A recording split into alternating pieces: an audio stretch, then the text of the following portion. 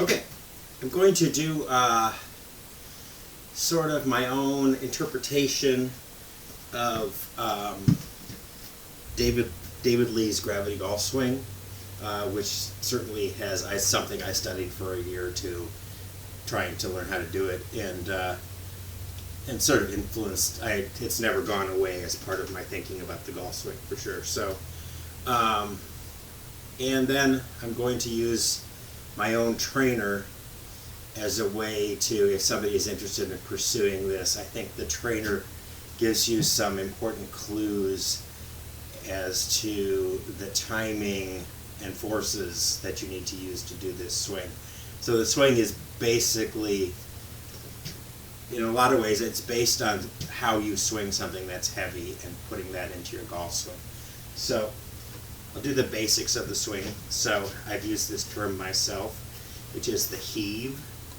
So the first move would be the heave, and you go, unlike a lot of swings which go this way, he suggests sort of that Nicholas move where you go this way, so the flying right elbow, he likes it, and then drop in, and then rotate through. The weight needs to be toward your heels so that you feel like you're very easy to, rotation requires very little force.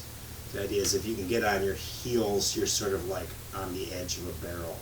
You can roll on that edge of the barrel, whereas if you're locked in, rotation is hard, right? And then finally, you get your weight to this heel, and you use that as your pivot point to rotate through.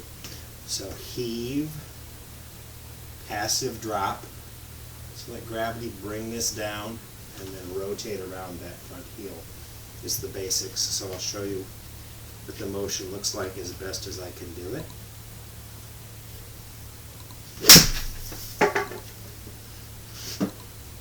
So, not too bad.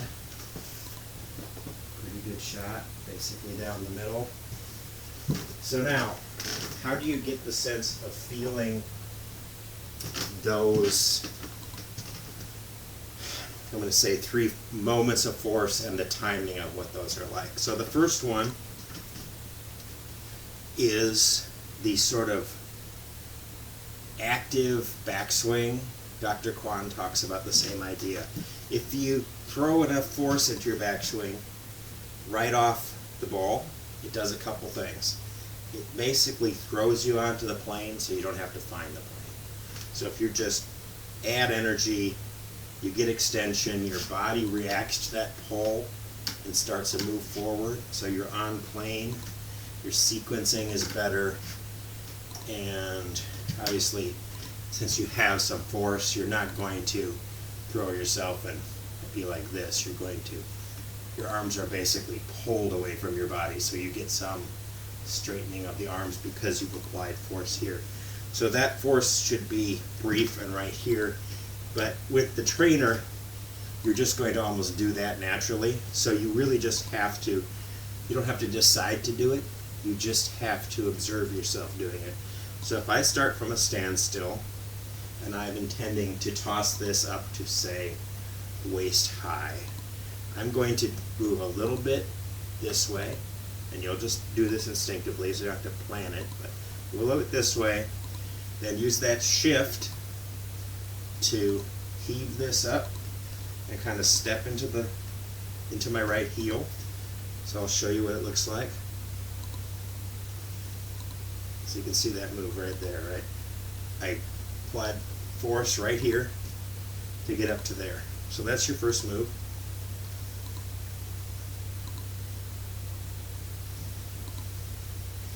It's just a toss up there. So now I'm going to, so I've got a feeling for that move, and I think it's usually better, I don't know why more people don't do this, to learn all of your forces in a very partial swing and then just make it bigger. I think it's easier to comprehend. And there's also an aspect, your mind kind of can stay focused through here much better than it does up in here.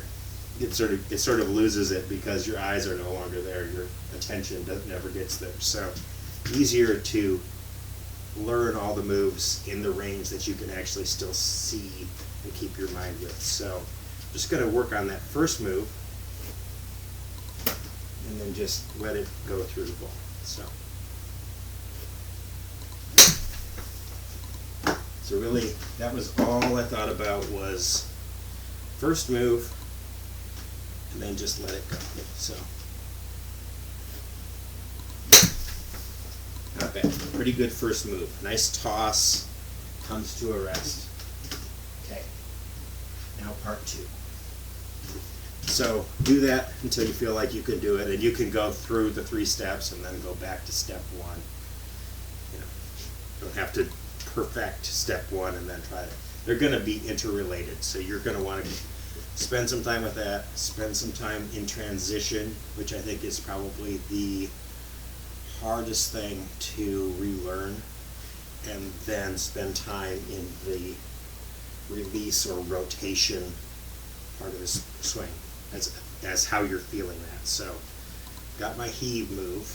Now I'm moving my attention to how does this feel when it reaches the point and then I let it drop. So I don't get to, most people will do this in the swing, they'll get to here and then they'll start their energy down like that, and that's not what you want with this swing style. What you want is to let it fall and go with it. So feel the exact timing and forces you apply there. So you can see there's a moment where it floats up, drops, and then I don't really so much apply force, is just stay with it, especially in this smaller scale practice. So let it drop and then just stay with it. Step 2. And if it helps, it definitely helped me. Picture in your mind you're still swinging your trainer, and you'll realize how different this transition feels than what you're probably used to doing. So there's a little beat as you shift and drop a little and then go through it. So I'm going to really, now my mind is right here.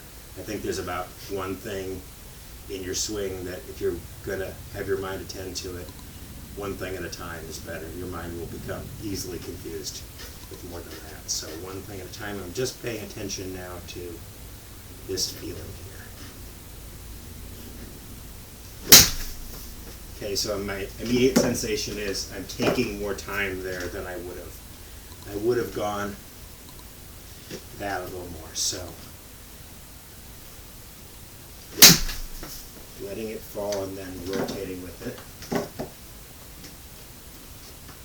And so now the final aspect is you will also do this naturally. So your weight's a little towards your heels. Shift to this heel, let it fall, and as it falls, you fall onto there, and you're still this way, and then it's all a rotation around this as a pivot point, and you're going to notice that you need to resist against that to make this turn its corner. So make it turn the corner now. All the way around.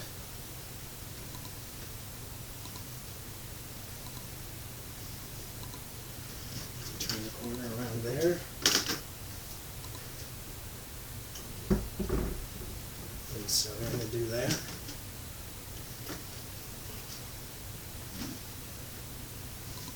Okay, really focusing on this heel and the sensation of pivoting around that heel. That's my feeling that I'm translating for. So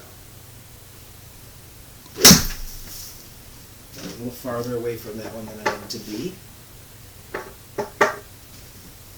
And that's probably an aspect of rotating a little more aggressively, so I need to either get myself a little closer, just figure out where my space needs to be here. We'll try that again. It was okay. It was not quite the timing. Let me get the feeling of my timing again. And it's useful to see where you need to be, which is there. Okay. That one is better. So there you go. Those are the aspects of a gravity golf swing as well as I understand it. And then once you feel like you can feel that passive drop, feel that active thing, and then feel that you've landed on this heel and are rotating around it, then you can sort of ramp it up into, now I'll try one more full swing here.